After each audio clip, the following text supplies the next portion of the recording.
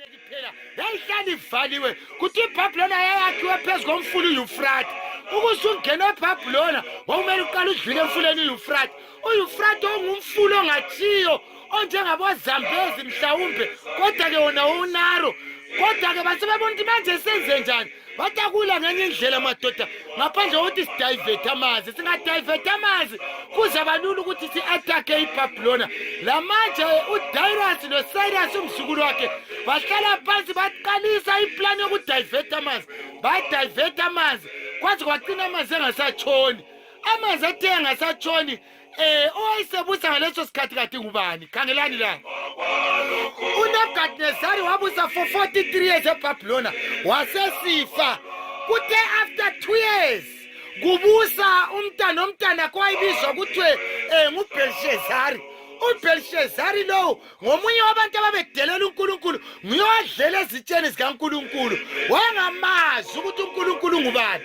Kuthi uBelshazari wateledile eBhabhiloni elamakhikiti akhe labafazi bakhe benatha utshwala bekholisa bengakwazi ukuthi ngala maMedo Persia asethunywe nguNkulunkulu ukuthi hayi hambani liye kudla inyama ihlatshiwe amahara. Kuthiwa bathandekayo bathi bebhizi benatha utshwala amaMedo lamaPersia adivert amanzi bangena bafica igedi linjani lingavalwanga. Kwaprofite emuva lalela iBhayibhili ivumelana lami. Uverse 2 uthi yena ithi ngizahamba phambi kwakho uthi yena ngiphahlaze iminyango yethusi ngephule imigoqo yensimbi.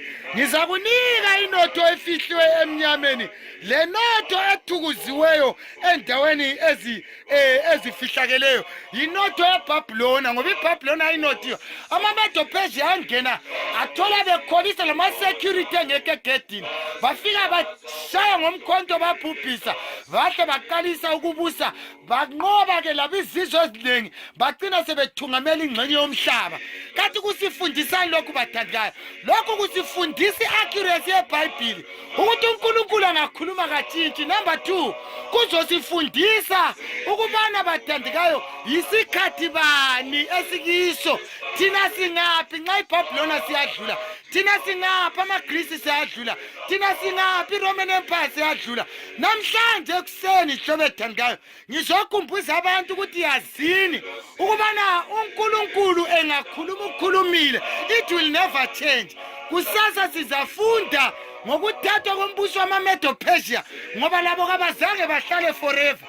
Ngoba uThixo ukhulumile wathi abayikubusa forever. Zwanini bathandekayo kuloNkulunkulu ohlala ezulwini ulendodana yakhe uJesu Kristu nguye ozabusa unalumbuso.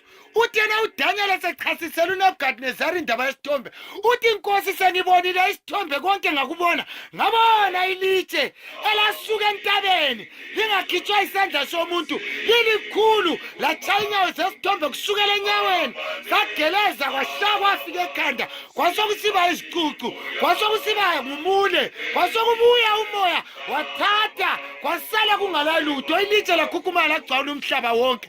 Injongo yalesi sifundo injongo yesithombe sikaDaniel ngiyokukhomba ukuthi hayi bakhona abangabusa the whole world but there is a better man bathandikayo enguJesu who will rule this world.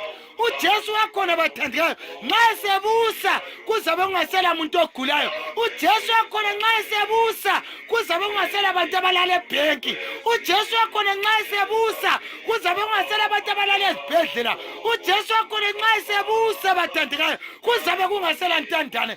uJesu wakhona nxa esebusa kuzabe kungasela bofelokazi. uJesu wakhona nxa esebusa kuzabe kungasela poverty. Ngilibizela kulo Jesu bathandikayo.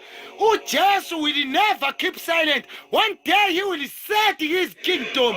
Umbuso ongayikudiliswa ngumuntu. Yiyo injongo kaDaniel bathandikayo. Nxa lisebenza, nxa lisenza ibusiness, loba liyadubeka, loba lifele but khumbulani ukuthi uJesu yeza. Ekuseni lokhu inkosi kayilenzele kuhle ngegama lenkosi yethu uJesu ngiyabonga.